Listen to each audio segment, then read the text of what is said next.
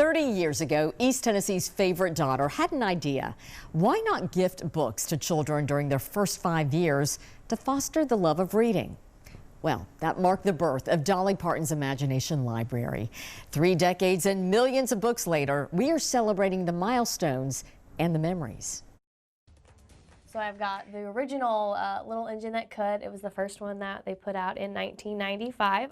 Memories in book form hold a special place in Jen Webb's heart and top shelf in her office. And then I've got all kinds of other books. Grover's book of cute things to touch. The collection of titles has a backstory. As a little girl, Jen could always count on a book from her hometown's most famous resident showing up in her mailbox every month.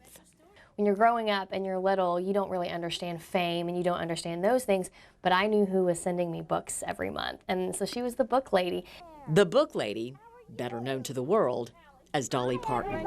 In 1995, the country music legend launched a program in her native Sevier County, gifting books to Jen and nearly 2,000 other enrolled children from birth to age 5. Dolly brought Imagination Library to life, inspired by her father, who never learned to read or write. You know, even though she always describes him as one of the wisest men that she's ever known, that it held him back probably from achieving all that he wanted to. And he had aspirations. He wanted to take care of his family, which he did as best as he could. But it is my belief that if you can read, that you can self-educate yourself.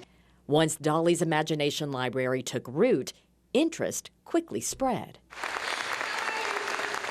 In 2004, then-Governor Phil Bredesen partnered with Imagination Library, taking the program statewide. 3 decades later, Imagination Library ships books to children in all 50 states, Canada, the United Kingdom, Ireland, and Australia.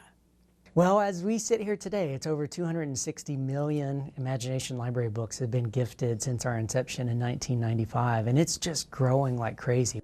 Jeff Conyers, president of the Dollywood Foundation, says each book is carefully picked for children, available in Braille for the visually impaired and in Spanish. As we know, demographics across the U.S. are changing rapidly. Spanish language is quite prevalent in many parts of the U.S., and so we now have a fully bilingual Imagination Library that's parallel with our core Imagination Library program. And I am just so grateful and blessed to have been such a small part of it. Now, as a young professional, Jen says Imagination Library sparked her lifelong love of reading. She went on to study English in college. And 30 years after receiving her first book, The Little Engine That Could, from the book lady, Jen works as a publicist at Dolly's Parks and Resorts. It's really a testament to just how powerful a simple idea that's from the heart can be. It can really change the world.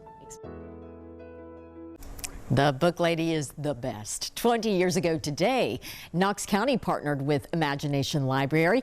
Knox County Public Library will host a party this Sunday from 1 to 6 at the Tennessee Theater to celebrate the anniversary and Dolly's upcoming birthday. It's free for kids and families. There'll be crafts, cupcakes, music, a storybook parade, and much, much more. To learn more, head over to WVIR.com.